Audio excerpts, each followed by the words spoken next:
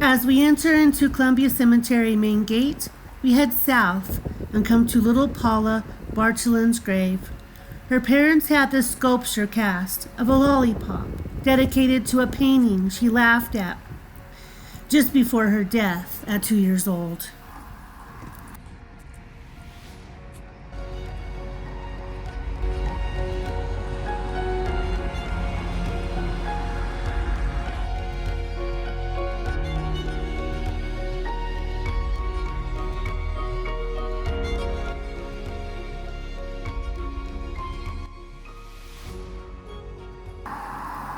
A beautiful dedication on the stone of William Pierce Sale, 1844 to 1906. Adieu, vain world, I've seen enough of thee, and now I am careless what thou sayest of me. The smiles I count not, nor thy frowns do I fear. My cares are past, and I rest quiet here. What faults you saw in me, take care to shun. And looked at home, there's enough to be done. William Harvey Cheltenham, England, 1756.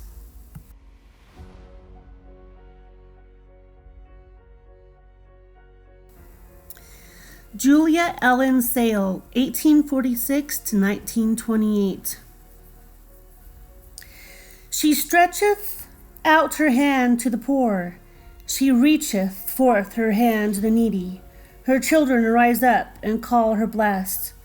Let her own works praise her in the gates.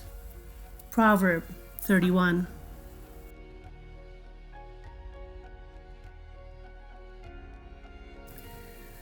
Ida Alice Wiley, beloved wife of William Edwin Wiley, 1864 to 1894.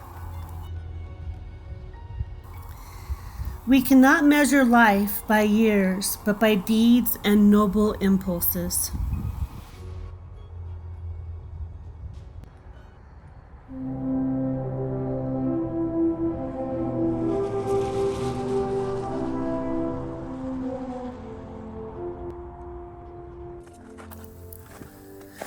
Columbia Cemetery was founded here in Boulder, Colorado, 1870, by Columbia Masonic Lodge number 14, with more than 3,000 grave markers, many styles, materials, and degrees of craftsmanship.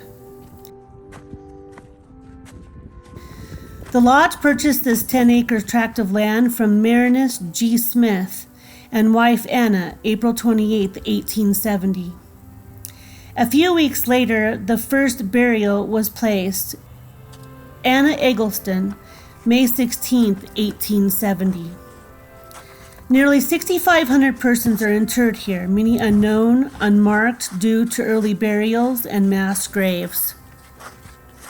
Early photographs show cowboys herding cattle through the headstones. In the early 1900s, the Masons put newfound profit into the cemetery grounds, put up a fence, laying out new streets, and planting trees.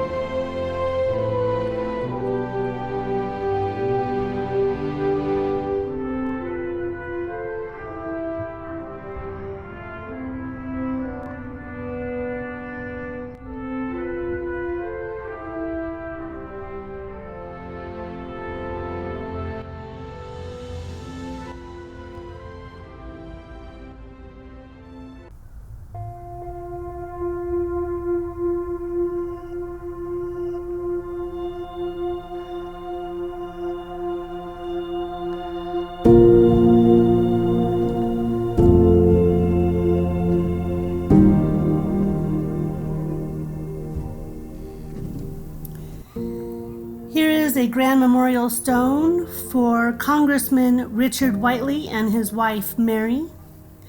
His family migrated here and he received instruction and studied law. He established his practice in Georgia. He was opposed to secession. He joined the Confederate Army. He was a member of the Constitutional Convention in 1867, but unsuccessful thereafter. He moved here to Boulder in 1877 and resumed law till his death in 1890 at 59 years old.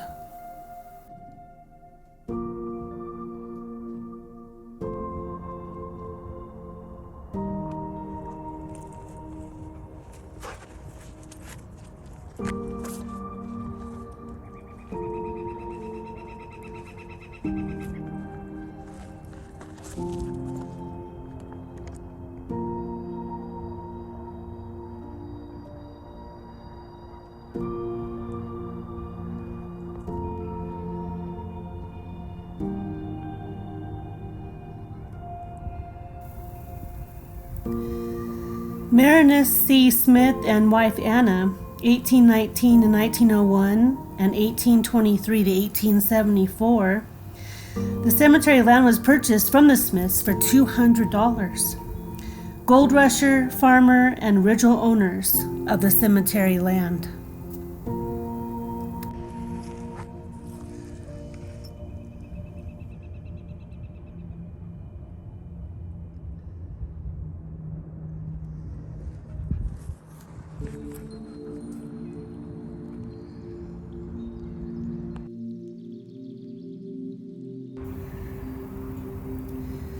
Dorothy Gay Howard, a strong-willed teen, left home in 1953 from Phoenix, Arizona, possibly to visit an aunt living in Denver's Cap Hill neighborhood.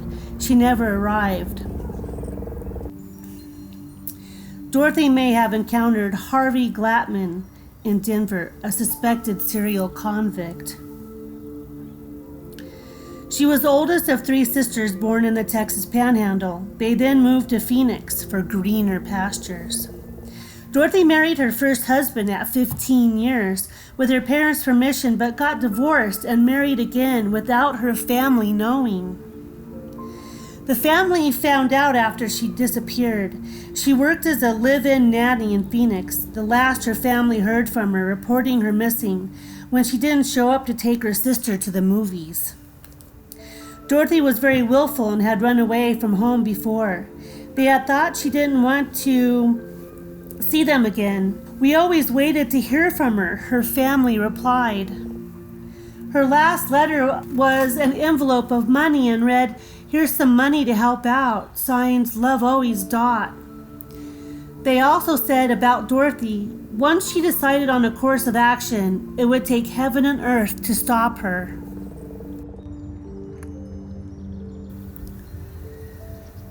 "55 years after being buried as Jane Doe, a DNA sample was taken from a last living relative and found to match.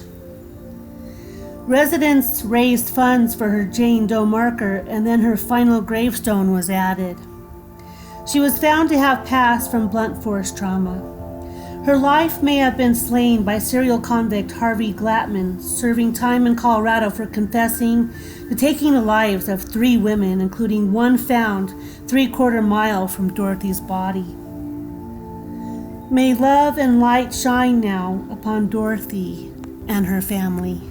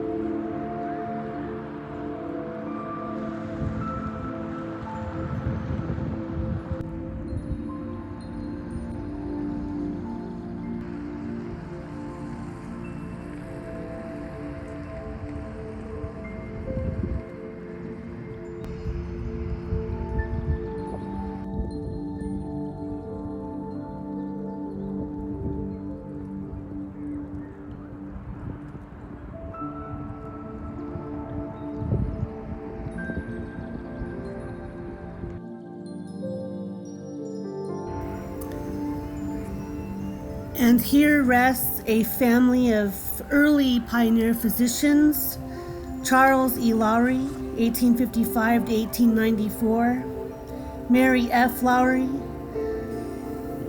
1856 to 1941, and son Sanford J. Lowry, 1891 to 1892.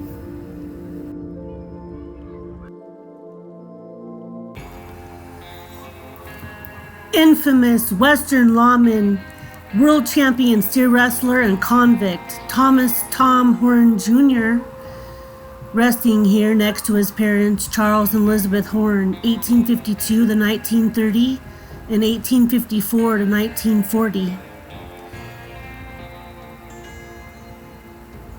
Tom Horn was born in 1861. He left school early to escape an abusive father. By 17, he had already been a railroad laborer, wage and stagecoach driver, then a U.S. Army scout, playing a part in the surrender of Geronimo in 1886 by negotiating terms with the chief. In 1888, he became a ranch hand and champion steer wrestler. Soon he was a sheriff in Colorado before working for the Pinkerton Detective Agency for 4 years, taking 17 lives. In 1894, he was in Wyoming working as a cattle detective for local beef barons for $500, taking each cattle rustler.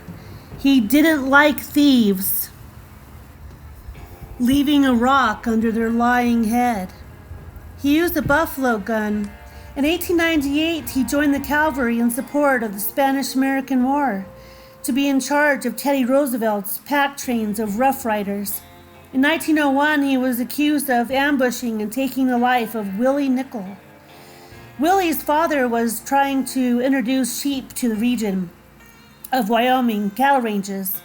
It was believed he was hired to take out Willie's father, but mistook Willie for his father instead. Some believe he was set up, but later arrested for bragging about the crime to a U.S. Marshal in a state of intoxication. His sentence was to hang. He escaped from the Cheyenne jail, but recaptured and spent a few months weaving the rope that would swing his body.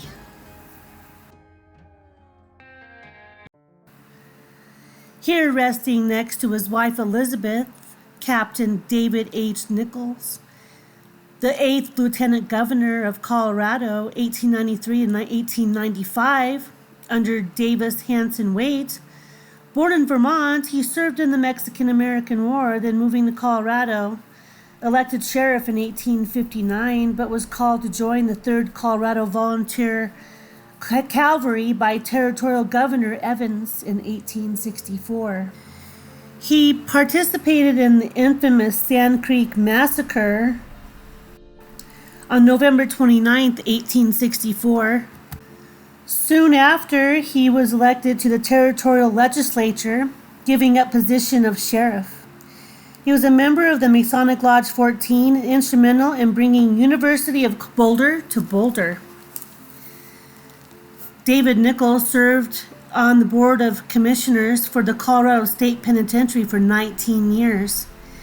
He passed at his home in 1900, December 17th, at age 79 years.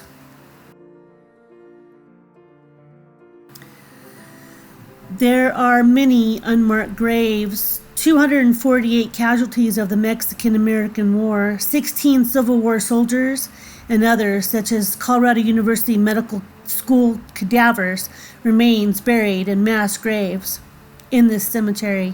In my second part to this cemetery video, I will include these and more extraordinary stories.